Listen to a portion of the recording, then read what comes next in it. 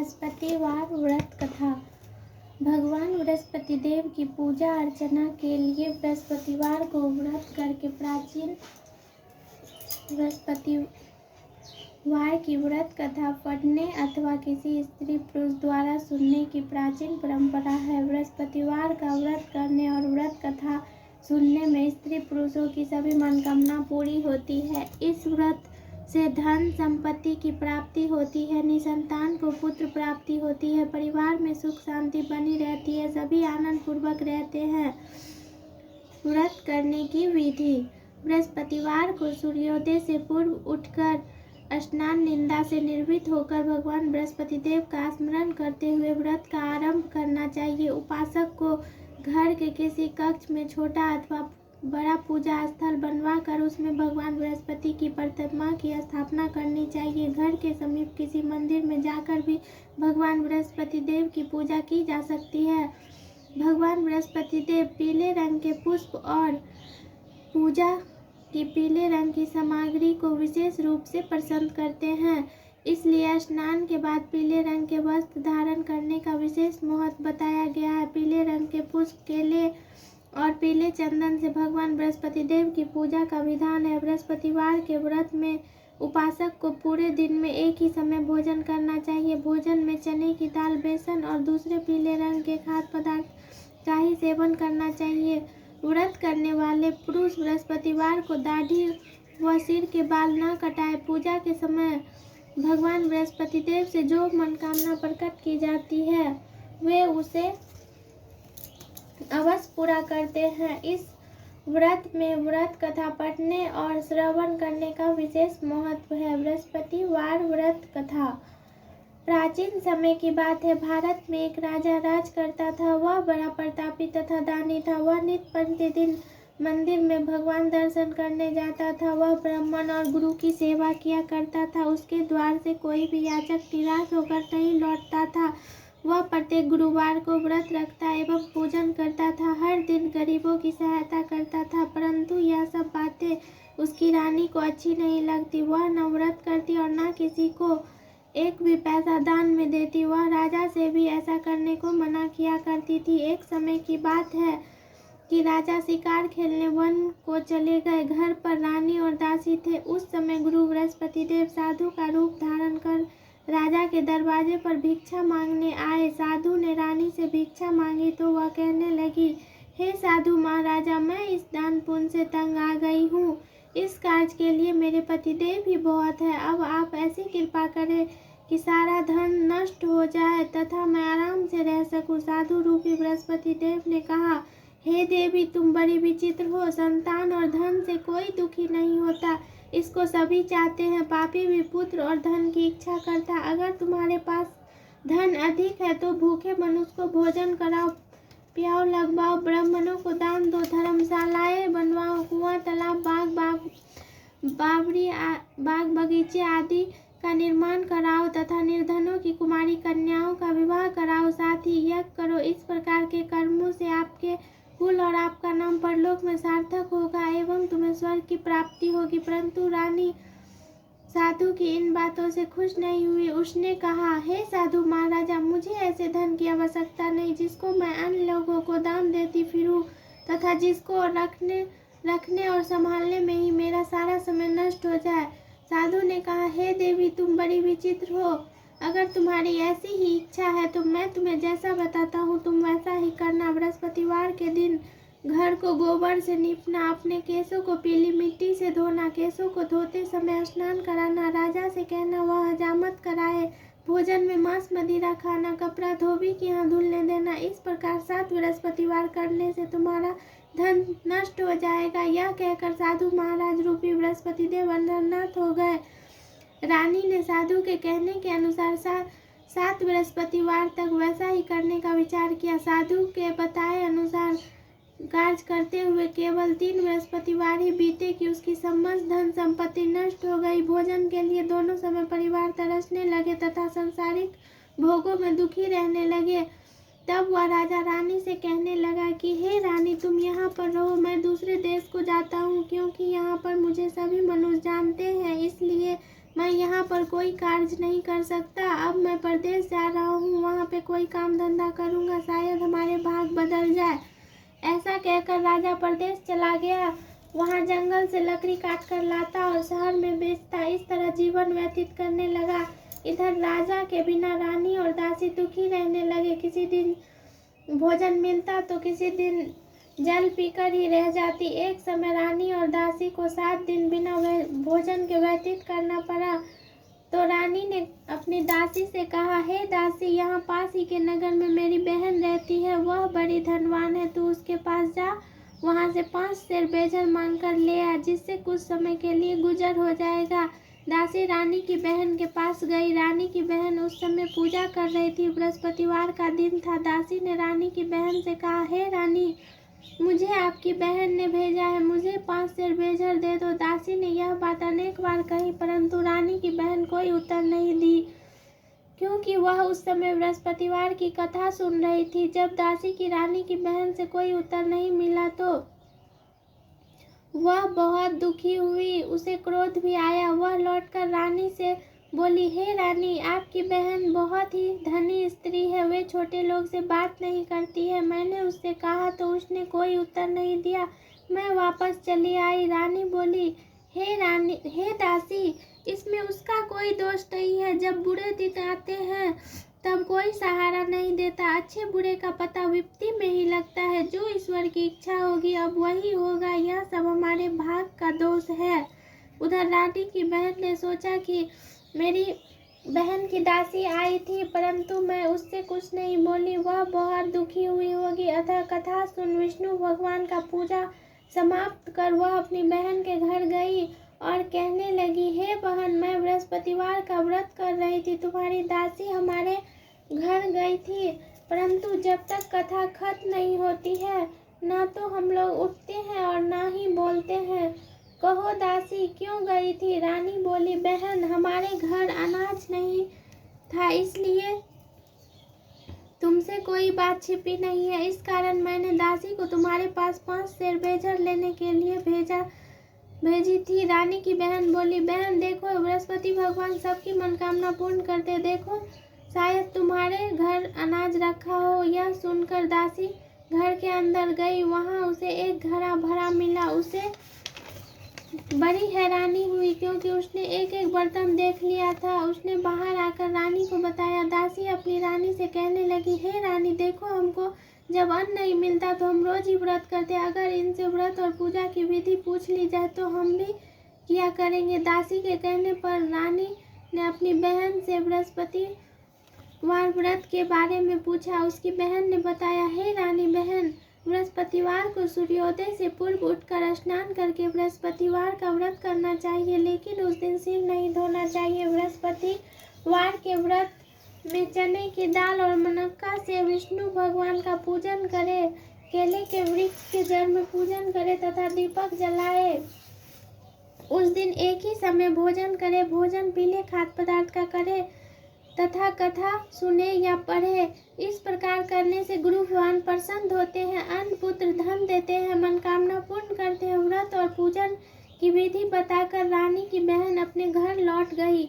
रानी और दासी दोनों ने निश्चय किया कि बृहस्पति देव भगवान का पूजन जरूर करेंगे। 7 दिन बाद जब बृहस्पतिवार आया तो उन्होंने व्रत रखा। घुड़सार में जाकर चना और गुड़ बिन लाई, उनके दाल से केले की जड़ तथा विष्णु भगवान का पूजन किया। अब भोजन पीला कहाँ से आए? दोनों बड़ी दुखी हुए, परंतु उन्होंने व्रत किया था, इस कारण बृहस्पति देव भगवान प्रसन्न थे। एक साधारण व्यक्ति के रूप में वे 2 थाली में सुंदर पीला भोजन लेकर आए और दासी को देकर बोले, हे दासी, यह भोजन तुम्हारे और रानी के लिए है, तुम दोनों करना। दासी भोजन पाकर बड़ी प्रसन्न हुई और रानी से बोली, रानी जी, भोजन कर लो। रानी को भोजन आने के बारे में कुछ पता नहीं था, इसलिए वह दासी से बोली, जा तू ही भोजन कर ले, क्योंकि तुम हमारी व्यर्थ में हंसी उड़ाती हो। दासी बोली, एक व्यक्ति भोजन ले गया है। रानी कहने लगी, वह भोजन तेरे लिए दे गया है, तू ही भोजन कर ले। दासी ने कहा, वह व्यक्ति हम दोनों के लिए 2 थालों में भोजन दे गया है, इसलिए मैं और आप दोनों साथ साथ भोजन करेंगे। दोनों ने गुरु भगवान को नमस्कार कर भोजन को प्रारंभ किया। उसके बाद से वे प्रत्येक बृहस्पतिवार को व्रत रखने लगी। गुरु भगवान का व्रत और पूजन करने लगी। बृहस्पति भगवान की कृपा से उनके पास धन हो गया, परंतु रानी पहले की तरह आलस करने लगी। तब दासी बोली, देखो रानी, तुम पहले भी इस प्रकार आलस करती थी। तुम्हें धन रखने में कष्ट होता है, इस कारण सभी धन नष्ट हो गया। अब गुरु भगवान की कृपा से जो भी धन मिला है, फिर से तुम आलस मत करो। बड़ी मुसीबत के बाद हमने यह धन पाया है, इसलिए हमें दान पुण्य करना चाहिए, भूखे मनुष्य को भोजन कराना चाहिए, बाग बगीचे आदि का निर्माण कराना चाहिए, धन को शुभ कार्यों में खर्च करना चाहिए, जिससे हमारे कुल का यश बढ़े और स्वर्ग प्राप्त हो, पृथ्वी प्रसन्न हो। दासी की बात मानकर रानी ने इसी प्रकार के कर्म करने का प्रारंभ किया, जिससे उसका काफी यश फैलने लगा। एक दिन रानी और दासी आपस में विचार करने लगे, न जाने राजा किस दशा में होंगे, उनकी कोई खोज खबर नहीं है। तब उसने गुरु भगवान से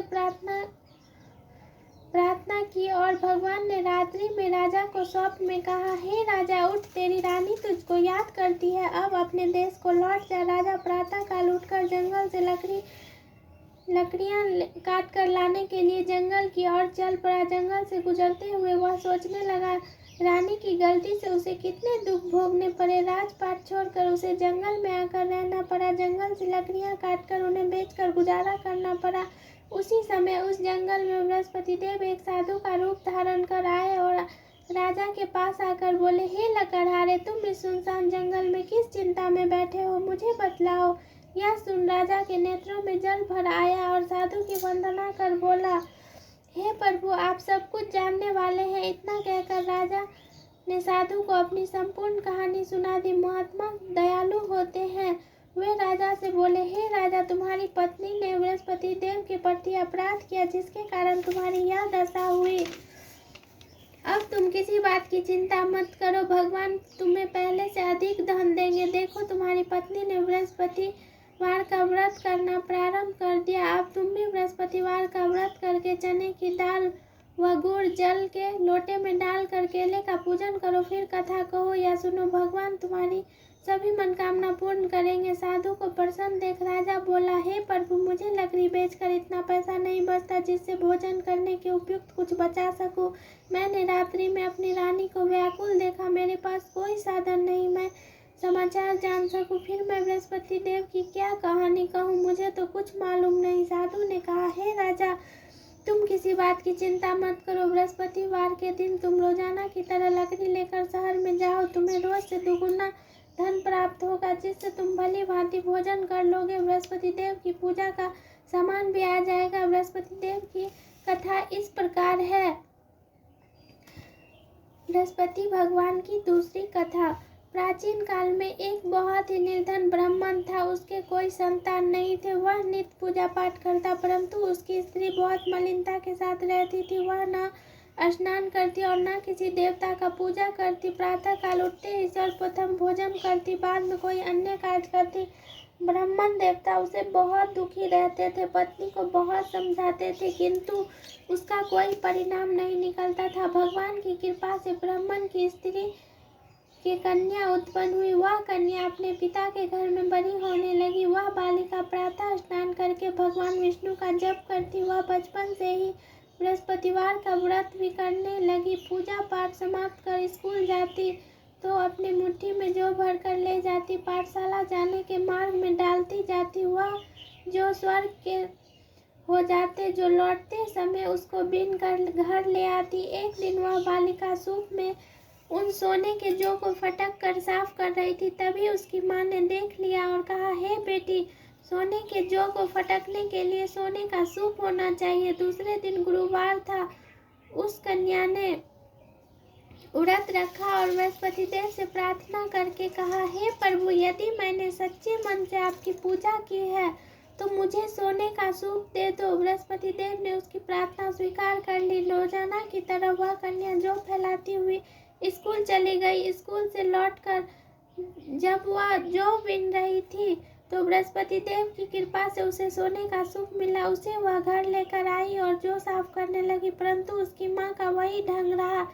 एक दिन की बात है, वह कन्या सोने के सूप में जौ साफ कर रही थी। उस समय उस नगर का राजकुमार वहां से होकर निकला। उस कन्या के रूप और सोने के सूप में जौ साफ करते देखकर वह उस कन्या पर मोहित हो गया। राजमहल आकर वह भोजन तथा जल त्याग कर उदास होकर लेट गया। राजा को जब राजकुमार द्वारा अन्न जल त्यागने का समाचार ज्ञात हुआ तो वह अपने मंत्रियों के साथ अपने पुत्र के पास आए और आकर बोले, कहो किसने तुम्हारा अपमान किया है? तुम्हें किस बात का कष्ट है?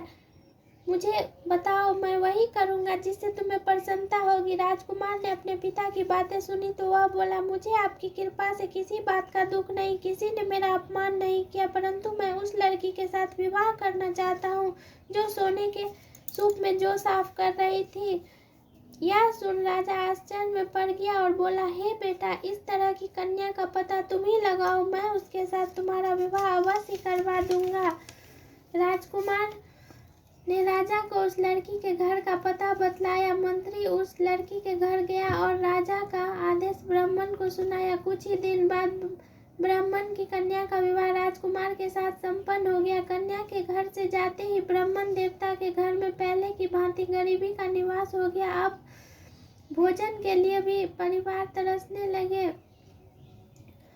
फिर एक दिन ब्राह्मण अपनी पुत्री से मिलने गया। बेटी ने पिता की दुख की अवस्था को देखा और अपनी माँ का समाचार पूछा। ब्राह्मण ने सभी हाल कहा। कन्या ने बहुत सारा धन देकर अपने पिता को विदा किया।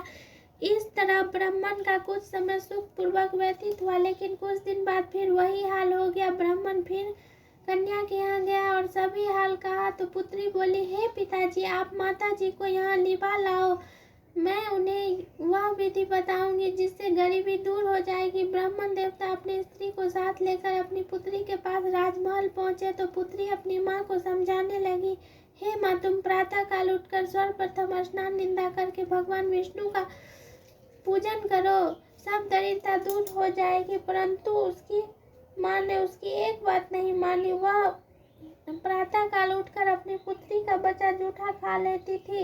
एक दिन उसकी पुत्री को बहुत गुस्सा आया। उसने एक रात एक कोठरी में सारा सामान निकाल दिया और अपनी माँ को उसमें बंद कर दिया।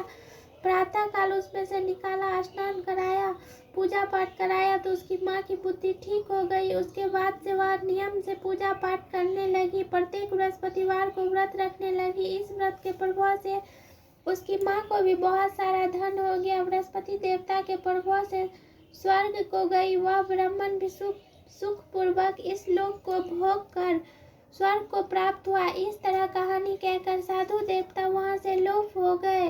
धीरे धीरे समय व्यतीत होने पर फिर बृहस्पतिवार का दिन आया।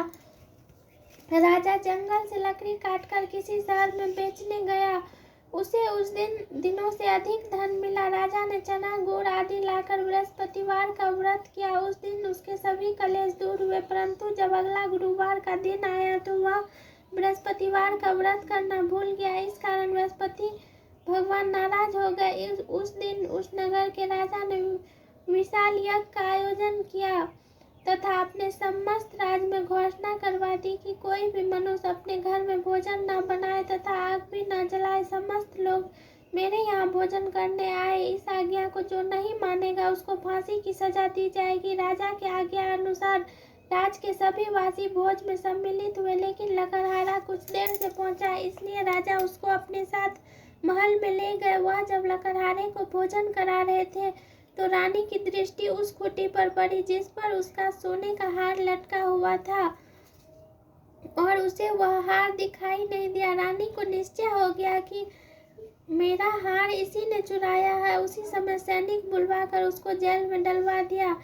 तब लकड़हारा जेल खाने में गया और बहुत दुखी होकर विचार करने लगा, न जाने कौन से पूर्व जन्म के कर्म के मुझे दुख प्राप्त हुए, और उसी साधु को याद करने लगा जो जंगल में मिला। तत्काल बृहस्पति देव साधु के रूप में प्रकट हो गए और उसकी सभी दशा को देखकर कहने लगे, अरे मूर्ख, तूने बृहस्पति देवता की कथा नहीं की, इसी कारण तुम्हें दुख प्राप्त हुआ। अब तुम चिंता मत करो। बृहस्पतिवार के दिन जेल खाने के दरवाजे पर 4 पैसे पड़े मिलेंगे, उससे तू बृहस्पति देव की पूजा करना, तेरे सभी कष्ट दूर हो जाएंगे। अगले बृहस्पतिवार उसे जेल के द्वार पर 4 पैसे पड़े मिले। राजा ने पूजा का सामान मंगवा कर कथा कही, प्रसाद बांटा। उसी रात को बृहस्पति देव ने उस नगर के राजा को स्वप्न में कहा, हे राजा, तूने जिस आदमी को जेल खाने में बंद कर दिया है वह निर्दोष है, वह राजा है, उसे छोड़ दे। रानी का हार उसी खूंटी पर लटका हुआ है, अगर तू ऐसा नहीं करेगा तो मैं तुम्हारे राज को नष्ट कर दूंगा।